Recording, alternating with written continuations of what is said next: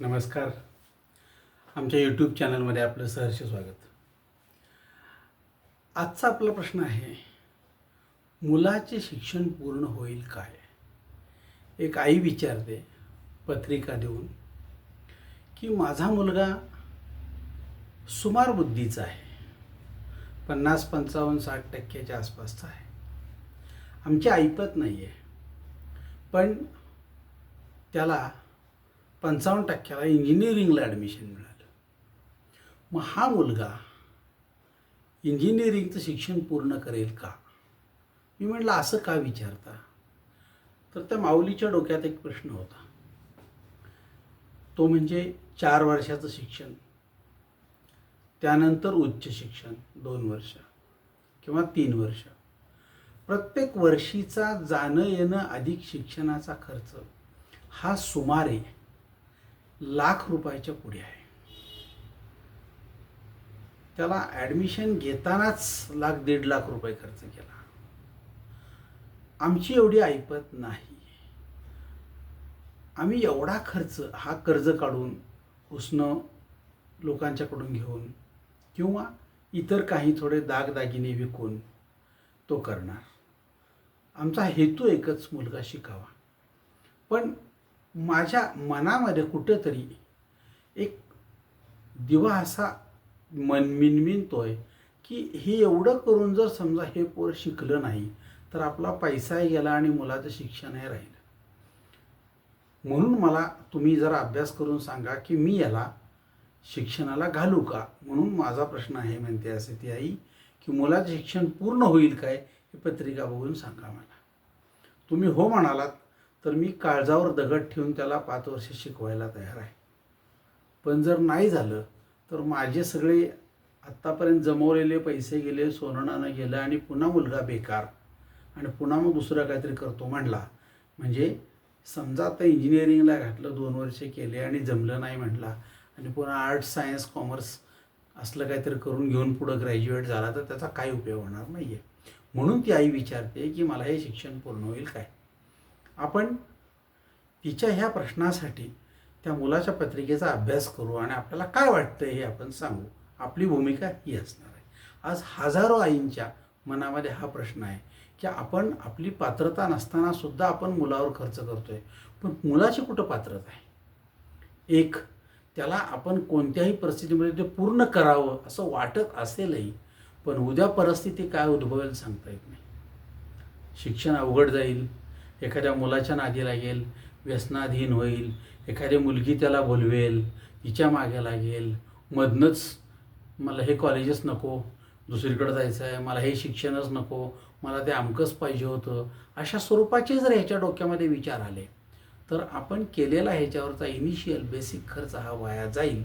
आणि म्हणून मला तुम्ही अभ्यास करून सांगा की ह्या पत्रिकेनुसार हा मुलगा आपलं शिक्षण पूर्ण करेल का, असा तिचा प्रश्न होता. म्हणून आपण त्याचा अभ्यास करायचा प्रयत्न केला. मी माझ्या परीने केला. तुम्ही तुम्हाला कसं वाटतं बघा आणि आपण त्या आईला मदत करूया. अशा अनेक घरांवर हा प्रश्न आहे, पण आपण त्या मार्गाने जात नाही कधी. आपण आपला मार्ग काय करणार असं म्हणतो आणि मग जर नैराश्य आलं तर सगळ्या घराला नैराश्य येतं. आज हजारो मुलं आपल्याला पेललं नाही म्हणून बाहेर पडलेली आहेत, कारण त्यांना ते शिक्षण घेताना ते काय आहे, त्याची काठिण्य पातळी किती आहे, आपल्याला जमेल काय, आपली बौद्धिक क्षमता किती, ह्या गोष्टी त्याला कळलेल्या नसतात. आणि इतरांच्या बरोबर, इतरांचा म्हणजे एखादा मित्र किंवा मैत्रीण ह्यांनी हे आपण करूया गड्या असं म्हणून त्याला धुरळ घातलेली असते आणि तो जातो आणि नंतर पुढे जेव्हा लक्षात येतं की आपल्या हे आवाक्यातलं नाही, त्यावेळी मग ह्याला नैराश्य यायला लागतं. त्यातून तो बाहेर पडत नाही. क्लास नको, जाणं नको आणि मग 5-5 विषय राहतात, ज्याला इयर डाऊन असं म्हटलं जातं. आणि पहिल्याच वर्षी जर 6 पैकी 5 एक विषय राहिले तर तो म्हणतो मला पुढच्या वर्षी काही नको. वर्षापर्यंत वर्ष गेलं, पैशापर्यंत पैसा गेला, वेळेपर्यंत वेळ गेला, घरच्यांचे श्रम गेले आणि सगळेच्या सगळे नाराज झाले आणि पुन्हा दुसरं काय तर करायचं म्हणजे पुन्हा शून्यातून विश्व निर्माण करून पुन्हा ॲडमिशन, हजार प्रकार बघितला तर इतकं कठीण आहे की आज पालकांच्या पुढे प्रश्न आहे, जगावं की जगू नये. म्हणून पालकांनी एकदा ह्या गोष्टींचा अभ्यास करून विचार करून निर्णय घ्यावा. सगळंच बरोबर येईल असा माझा दावा नाही, पण काही गोष्टी जर लक्षात आल्या की बाबा हे असं होऊ शकेल, तर आपण आपला निर्णय बदलू शकतो. 100% ह्याच्यावर विश्वास ठेवा असं माझंही म्हणणं नाही, पण काही गोष्टी ह्यातून समजतात. आपण त्या मार्गाचा विचार करूया, बघूया. आता त्या आईंनी विचारला प्रश्न जो होता, मुलाचे शिक्षण पूर्ण होईल का, मी काय अभ्यास केला, याचं तुम्हाला उत्तर सांगतो. त्या मुलाची जन्मतारीख जी आहे ती आहे 16/2/2004. 16/2/2004 आणि त्याची वेळ आहे 18:45 कोल्हापूर, संध्याकाळी 6:45 वाजता. आता प्रश्न असा आहे की 16/2/2004चा विद्यार्थी, आज आपण 2026मध्ये आहोत, म्हणजे ह्याचं वय 22 आहे. म्हणजे हा धड शहाणाही नाही आणि धड वेडाही नाही, अशा मधल्या डेव्हलपमेंट स्टेजमध्ये आहे. त्यामुळं त्याला निर्णयच घेता येत नाही आहे, आणि निर्णय घेता येत नसेल तर आपण त्याला निर्णयासाठी मदत करणं आपलं कर्तव्य ठरतं, कारण त्यांनी मागणी केलेली आहे.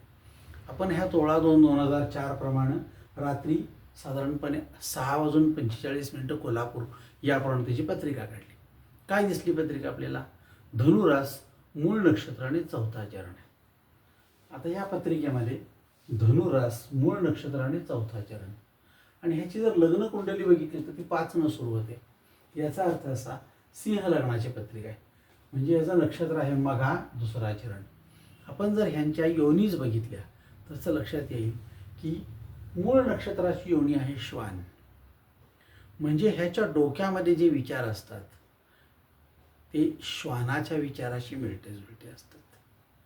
आणि शरीर जर बघितलं तर उंदीर ही योनी आहे, त्यामुळं श्वानाचा चेहरा आणि उंदराचं धड अशा स्वरूपाचं एक चित्र तर आपल्याला दिसतं.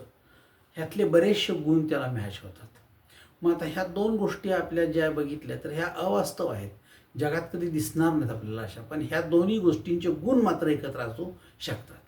म्हणून आपण विचार करणार की धनुरास मूळ नक्षत्र. मी विचारलं मूळ नक्षत्राची शांती केलेली आहे का? लहानपणी केली. ठीक आहे. आता लहानपणी केल्यावर त्याला कळलं नाही का केली, कशासाठी केली, किंवा कशासाठी करतात, तुझ्यात काय बदल व्हायला हवा हे त्याला कळलेलं नसतं, त्यामुळे त्याचा फारसा उपयोग होत नाही. शांती केव्हा करायची? जेव्हा तो सज्ञान होईल. 14, 15, 17, 18, 20 वर्षापर्यंत होईल. 20व्या वर्षापर्यंत जेव्हा त्याला कळतं की काय आहे ही शांती म्हणजे काय, मग त्याला सगळं एकदा समजून सांगा. ही तुझी पत्रिका, ह्यात काय अडचणीचं आहे, कोणता ग्रह कुठला अडचणीचा, त्याच्यामुळे त्याचा तुझ्यावर काय परिणाम होणार आहे, या मूळ नक्षत्रामुळं तुझ्यावर किंवा पालकांवर काय परिणाम होणार आहे, मग तुझ्यात तू कोणता बदल करून घेतला तर ह्याचा फायदा होईल. हे जर आपण ज्याला काउन्सिलिंग म्हणतो, आपण सांगितलं समुपदेशन, आणि मग शांती केली तर त्याच्यामध्ये 100% बदल होतो. ही वस्तुस्थिती आहे, अनुभव आहे हा. त्यामुळं विनाकारण ह्या गोष्टी आपण करत असताना त्याचा परिणाम काय आहे, ते होईल का, याचा 10 वेळा विचार करावा लागेल. त्यामुळं आता या पत्रिकेमध्ये मूळ नक्षत्र जन्माचं आणि सिंह लग्नाचं मघा नक्षत्र आहे. आता मूळ नक्षत्र हा जो आहे तो क्षत्रिय वर्णाचा आहे, मघा नक्षत्र हे पण क्षत्रिय वर्णाचं, म्हणजे ही माणसं जरा तापणारे जास्त असतात. त्यामुळे ह्यांचा विचार कोणत्या पद्धतीने करायचा, तर साधारणपणे ह्या दोष काय दिसतो का बघायचा. मूळ नक्षत्राची शांती केली, पण वज्र योगाची शांती केलेली नाही, कारण त्यावेळी माहीतच नव्हतं आम्हाला. म्हणजे मग हा काय इतका काठिण्य पातळी आहे की ह्या लोकांच्याकडे दयामाया असत नाही. कितीही तुम्ही काहीही यांची आरती करा, हे हो म्हणतील आणि सोडून देतील. मग अशा पद्धतीच्या मुलाचं शिक्षण पूर्ण होईल काय असं विचारल्यानंतर मला त्या पत्रिकेचा भाग बघावा असं वाटतो. आता ह्या पत्रिकेमध्ये आपल्याला काय दिसतं आपल्याला बघा. ह्या पत्रिकेमध्ये सिंह लग्न, लग्नी गुरु आहे. त्यानंतर या पराक्रम स्थानामध्ये केतू आहे. त्यानंतर ही जे पंचम स्थान आहे यामध्ये चंद्र आहे धनुराशीमध्ये. इथं जर बघितलं तर हे 6ष्टम स्थान आरोग्याच्या अनारोग्य दाखवणारं बुध मकर राशीमध्ये आहे. सप्तमामध्ये हर्षल आणि रवी आहे. रवी हा शत्रू घरात आहे, शनीच्या राशीमध्ये असतो तेव्हा तो शत्रू घरात असतो. या 8म स्थानामध्ये ही जी मीन रास आहे त्यात शुक्र आहे, तो आहे उच्छीचा. त्यानंतर ह्या भाग्योदय स्थानामध्ये राहू आणि मंगळ मेषमध्ये आहेत. मंगळ स्वतःच्या राशीमध्ये आहे. त्यानंतर इथं जर बघितलं तर हे लाभस्थान आहे, यामध्ये मिथुन राशीचा शनी आहे. एवढी पत्रिका आपल्याला दिसते. आता आपण हळूहळू विचार करू की ह्या पत्रिकेमध्ये आपल्याला काय बघायला मिळणार आहे. तर ह्या पत्रिकेमध्ये आपल्याला काय मिळतं बघायला, तर पत्रिका पाहिल्यानंतर साधारण पत्रिकेचा दर्जा कळतो आपल्याला. दर्जा म्हणजे काय, पत्रिका कोणत्या प्रकारची आहे. बघा, पत्रिकेमध्ये साधारण बघितलं आपण तर एकच ग्रह फक्त त्याच्यामध्ये शत्रू घरात आहे, बाकी कुठल्या ग्रहांबद्दल काय तक्रार नाही आहे. आणि एक आहे तो उच्चीचा आहे, म्हणजे ही दर्जाची पत्रिका, चांगल्या प्रकारची पत्रिका आहे. चांगल्या प्रकारची पत्रिका आहे. जास्त ग्रह ह्यात अनिष्ट, शत्रू घरात, नीचेचे असे काही नाही आहेत. मग आता ह्याच वेळी ह्याच गोष्टींचा अभ्यास करत असताना आपल्याला काही गोष्टी अजून बघाव्या लागतात. त्या म्हणजे कुठल्या, तर ह्यांची आत्ता महादशा कुठली चालू आहे, ह्या मुलाच्या पत्रिकेची महादशा कोणती चालू आहे. तर जन्मतःच मूळ नक्षत्राला केतूची महादशा लागू होते 7 वर्ष, पण ह्याचा जन्म अगदी संपत आले आहे. त्यामुळे ह्याला किती महादशा लागू झाली, फेब्रुवारी 2004 ते जून 2004, म्हणजे फेब्रुवारी 2, 3, 4, 5, 6 सुमारे 5 महिने एवढीच महादशा लागू झालेली आहे केतूची. त्यानंतर त्याला शुक्राची महादशा 20 वर्ष 2004 ते जून 2024 पर्यंत आहे. आणि त्यानंतर रवीची महादशा 6 वर्ष, ती आहे जून 2024 ते जून 2030. आपण जून 2030चा पण विचार करत नाही, आत्ता आपण 2026 मध्ये आहोत, मे 2026 मध्ये आहोत. मग तेव्हा आत्ता त्याची दशा काय विचारात घेतली, तर आत्ता त्याची राहूची महादशा, म्हणजे या रवीच्या महादशेमधली उपदशा, तर ही कधी 8/2025ला सुरू झाली आणि 7/2026 पर्यंत, म्हणजे अजून 2 महिने ती महादशा आहे. कोणाची, राहूची. रवीच्या महादशेमध्ये उपदशा राहूची. त्यानंतर काय होणार आहे, 7/26ला गुरुची महादशा सुरू होते आणि ही संपणार आहे 4/27ला. आपल्याला हा कालखंड जो आहे तो बघायचा आहे, कारण शिक्षण या कालखंडामध्ये होणार आहे. मग आता शिक्षण बघतो तेव्हा आपण काय करतो, तर साधारणपणे पंचम स्थान बघतो. मग आता या पंचम स्थानाचा जर फायदा पाहिजे असेल तर लाभस्थान बघायला पाहिजे. यात साधारणपणे आपल्याला चांगल्या प्रकारे मार्क मिळवायचे असतील तर आपल्याला पराक्रमस्थान बघायला पाहिजे. यानंतर आपल्याला जर विचार करायचा असेल तर ह्याचा स्वभावाचा विचार करायला पाहिजे, स्वभाव कसा आहे, त्यानंतर तो अभ्यासाचा भाग येतो. त्यामुळं आपल्याला ह्या गोष्टींचा अभ्यास करत असताना ह्या मूळ नक्षत्रांचा आपण विचार करूया. आता ह्याचं जे मूळ नक्षत्र आहे हे कसं आहे बघा. मुळात मूळ नक्षत्र धनुराशीतील म्हणजे काय, हे आद्य नाडीचं आहे, म्हणजे कप प्रवृत्ती यांच्या शरीराची असते. हे कप प्रकृतीचं आहे, पण क्षत्रिय वर्णाची रास आहे. नक्षत्र जे आहे ते क्षत्रिय वर्णात येतं. म्हणजे जरा काय झालं की साधारणपणे आपला डोकं तडकायला जातं आणि समोरच्या माणसावर एकदा आपण सूड घ्यायला बघतो, या स्वरूपाचा विचार असतो याच्यामध्ये. ह्या लोकांना वेळेवर भोजन झोप नाही मिळाली ह्याची पर्वा नाही, पण ठरवून दिलेलं काम जे आहे ना ते पूर्ण करण्याकडे यांचा कटाक्ष असतो. म्हणजे रक्षण जे करू शकतात त्यांच्यात भरपूर ताकद असते असं म्हणतात. त्यामुळं ह्या लोकांच्याकडं भरपूर प्रमाणात ताकदीचा साठा असतो. त्या ताकदीचा साठा यांनी जर वापरला तर ह्याला आळस येत नाही, भरपूर काम करू शकतील, न थकता काम करायची क्षमता या लोकांच्यामध्ये आहे. त्यामुळं क्षत्रिय वर्णाच्या लोकांच्याकडून ह्या अपेक्षा जर विचारात घेतल्या तर मनानं ठरवलं पाहिजे की मी हे काम छान करणार. आता अजून एक प्रकार म्हणजे काय, तर हे मूळ नक्षत्र अग्नितत्वाचं आहे. अग्नितत्वामध्ये कसं आहे, शिस्त आहे, राग आहे, यांचा भरपूर साठ आहे. परंतु ह्या लोकांचा एक तोटा असतो, हे लोक तोंडानं बोलण्यापेक्षा हातानं जास्त बोलतात. ह्यांना हाणामाऱ्या करायला आवडतं. जरा काय झालं की जाऊन समोर काहीतरी दंगा करून यावा आणि मग हाणामारी धमकी वचक यामध्ये यांना फार आनंद वाटतो. मी म्हणून केलं हा एक प्रकार त्याच्यामध्ये ठरतो. मग अग्नितत्वामधला हा तोटा आहे. त्याचवेळी हे मूळ नक्षत्र जे आहे ते अधोमुखी आहे. अधोमुखी म्हणजे काय, शक्यतो खाली पाहून पाहणारी लोक. म्हणजे काय खाली पाहणारे, याचा अर्थ असा की आपण जगत असताना 3 स्तरावर जगतो. आज जगतो आहोत ते वर्तमानात, विचार करतो तो भविष्याचा. आता त्या आईमाईने विचार केला आहे ह्या मुलावर मी खर्च करणार आहे, पण याचं शिक्षण पूर्ण होईल का, म्हणजे तिची दृष्टी भविष्याकडे आहे. पण त्याच वेळी ती मागे पण बघते आहे, म्हणजे आत्तापर्यंत ह्याचं शिक्षण जे झालं ते सुमार बुद्धीनं झालेलं आहे. मग हे अवघड असं शिक्षण हे त्याला पेलेल का, म्हणून ती विचारते. मग हे नक्षत्र तसलंच आहे, हे अधोमुखी आहे. म्हणजे काय, तर शक्यतो हे मागं, म्हणजे मागं काय झालं, भूतकाळात काय झालं, ह्या गोष्टी सारख्या उगाळत बसण्याची यांना सवय असते. परिणाम असा होतो की ह्यांच्या ह्या पद्धतीमुळं ह्या लोकांना भविष्याकडं किंवा वर्तमानाकडं पाहायला वेळ फारसा लागत नाही आणि ते वेळ न दिल्यामुळे आपण सततपणे ह्या जुन्या आठवणी किंवा जुनं काय घडलं हे उगाळत बसलो तर आपला वर्तमान आपण घालवून बसतो. परंतु अजून एक फायदेशीर गोष्ट आहे म्हणजे काय, ह्यांची दृष्टी सुलोचन आहे.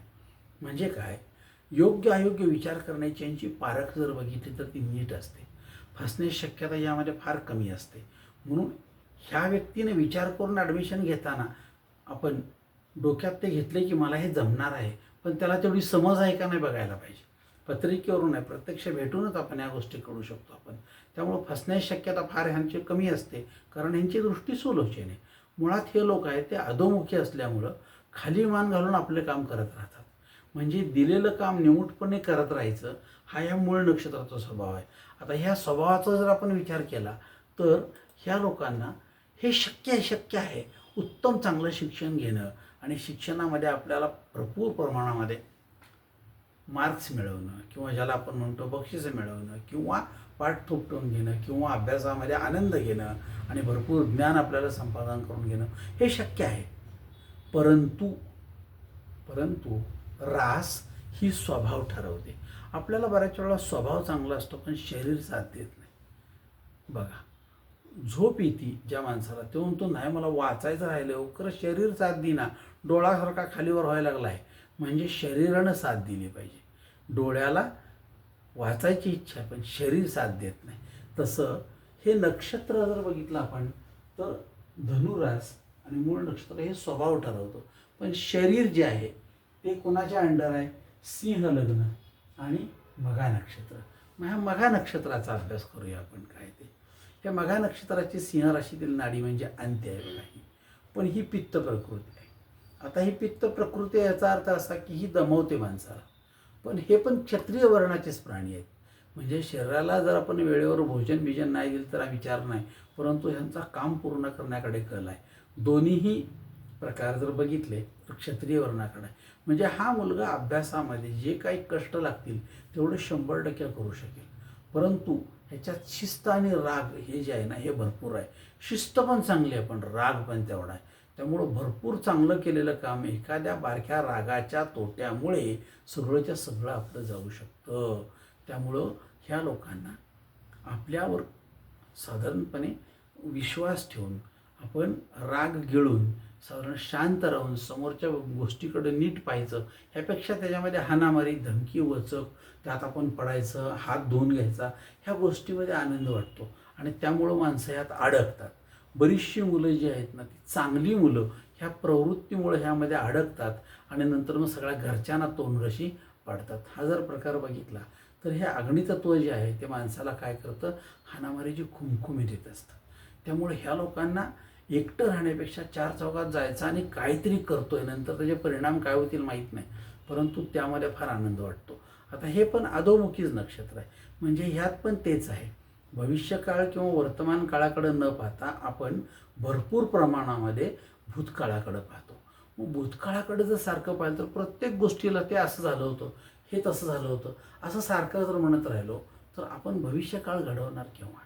आणि ज्या गोष्टी झाल्या त्या सोडून द्यायला शिकलो पाहिजे, पण त्या जर सोडून दिल्या नाही तर अधोमुखी माणूस कसला.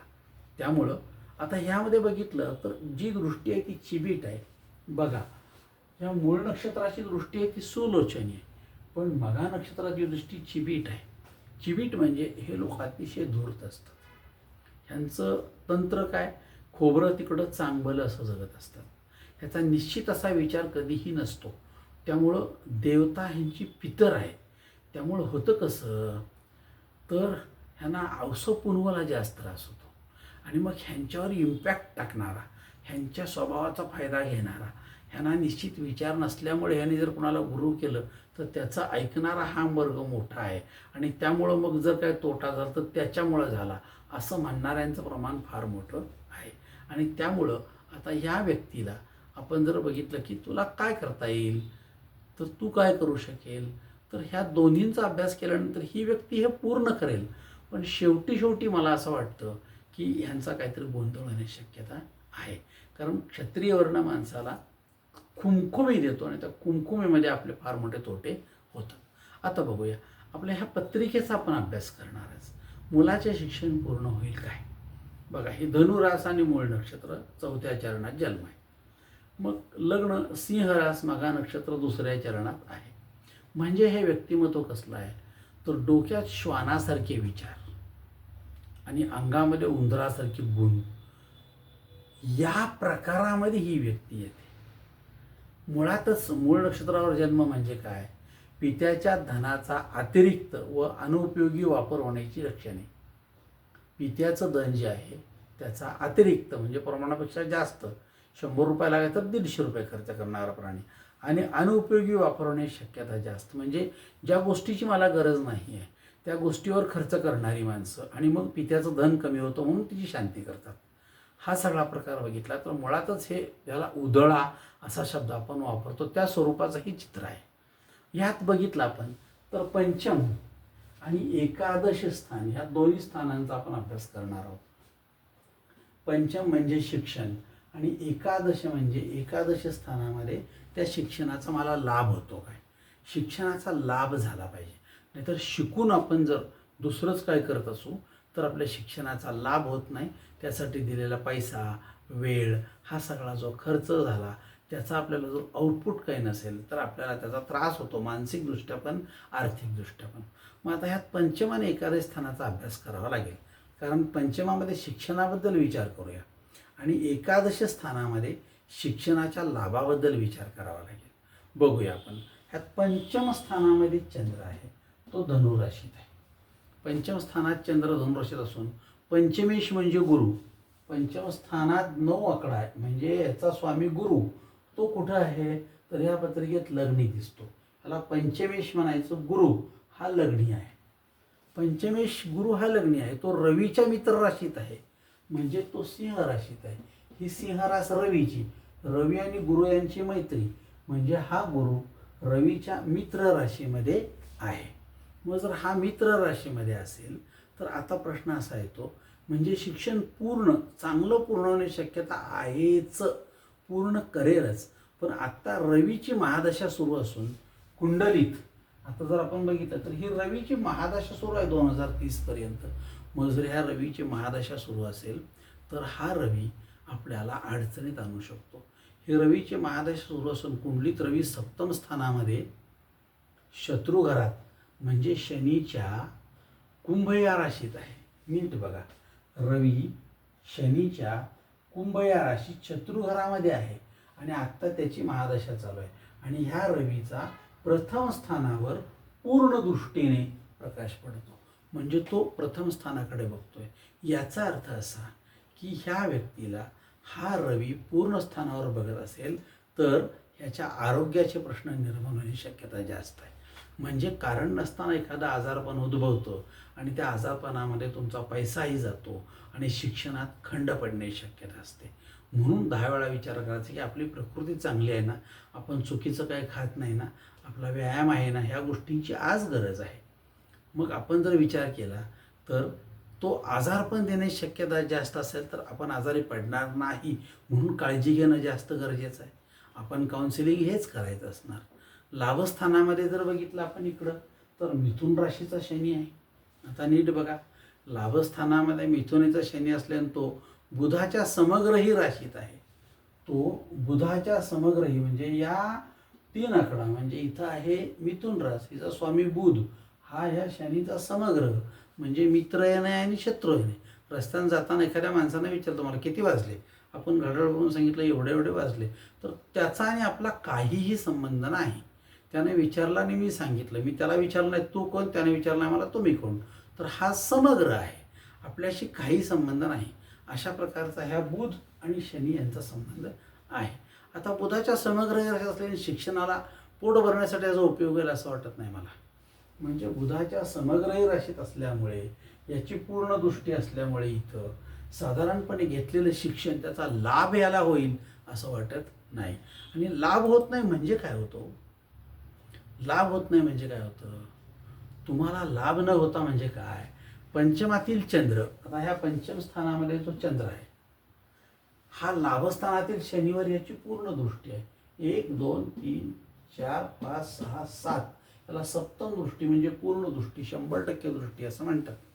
आता पंचमातील चंद्राची लाभस्थानातल्या शनीवर पूर्ण दृष्टी आहे, बरोबर आहे. पण चंद्राचा शनी हा समग्र आहे. चंद्राचा शनी हा समग्र आहे, म्हणजे मित्रही नाही आणि शत्रूही नाही. मग तसंच शनीचीही पंचमावर पूर्ण दृष्टी आहे. हा पण इथून याच्याकडे बघतोय, म्हणजे दोन गॅलरी समोर, हा तिच्याकडे बघतोय, ती हिच्याकडे बघते, पण एकमेकाच्या डोक्यात काहीही विचार नाहीत. कोण कुणाकडे बघतंय आपल्याला वाटतंय तसं, पण प्रत्यक्षात दोघांची दृष्टी एकमेकाच्या पर्यंत पोहोचत नाहीये, अशी परिस्थिती आहे. पण तो शनी म्हणजे चंद्र शनीचा समग्र आहे, म्हणजे शिक्षण होईल, पण त्याचा नोकरीशी किंवा व्यवसायाशी वापर होण्याची शक्यता नाही. आईने विचारले मला शिक्षण पूर्ण होईल का? मी म्हणतो होईल, परंतु याचा त्याला भाकरी मिळवण्यासाठी उपयोग होईल असं मला वाटत नाही. म्हणजेच असा की एक माझ्याकडे केस आली होती, त्यामध्ये मी पाहिलेला प्रकार असा होता की मुलगा MSc फिजिक्स झाला, उत्तम मार्कानं पास झाला, आणि मग मग काय झालं, उमेद म्हणजे हा साधारणपणे मॅनेजर म्हणून पतसंस्थेमध्ये लागला, काम करू लागला. शिक्षणाचा वापर तिथं काहीही झाला नाही. गेली 10 वर्ष तो तिथं काम करतोय, पतसंस्थेला मॅनेजर आहे, शिक्षण आहे MSc फिजिक्स, ह्याचा उपयोग तिथं काहीही नाही. त्यासाठी त्यानं केलेले कष्ट, घेतलेले शिक्षण, घातलेला पैसा, याचा काय उपयोग झालेला मला वाटला नाही. मग असं जर झालं तर शिक्षण पूर्ण होईल, पण त्याचा उपयोग होणार नाही. असं जर असेल तर विहीर बांधली, विहीर छान आहे, पाणी लागलं, खरं इंजिन बसवायला पैसे नाहीत, त्यामुळं पाणी वापरता येत नाही, अशी ज्या शेताची परिस्थिती होते तशी यांची अवस्था होते. म्हणून शिक्षण घेताना विचार आणि योग्य मार्गदर्शन यांची नितांत आवश्यकता आहे. प्रयत्न करा की आपण सुद्धा असं चुकलो तर आयुष्यामध्ये फार मोठा तोटा होतो, त्यामुळं आपण पण या प्रकारचं मार्गदर्शन घेणं हे गरजेचं वाटतं. चूक की बरोबर, तुमच्या काही शंका असतील तर कमेंटमध्ये टाका, मी तुम्हाला त्याचं उत्तर देईन. पण मला जे वाटतं ते मी सांगत असेल. तुम्हाला काय वाटतं? तुमचा कदाचित याकडे बघायचा दृष्टिकोन वेगळा असू शकतो. प्रयत्न करा. चांगलं मार्गदर्शन लोकांपर्यंत पोहोचलं पाहिजे, लोकांना त्याचा चांगला लाभ झाला पाहिजे. अशाच एका विषयाला घेऊन पुन्हा उद्या भेटूया, नवीन विषय आणि नवीन प्रश्नाबद्दल.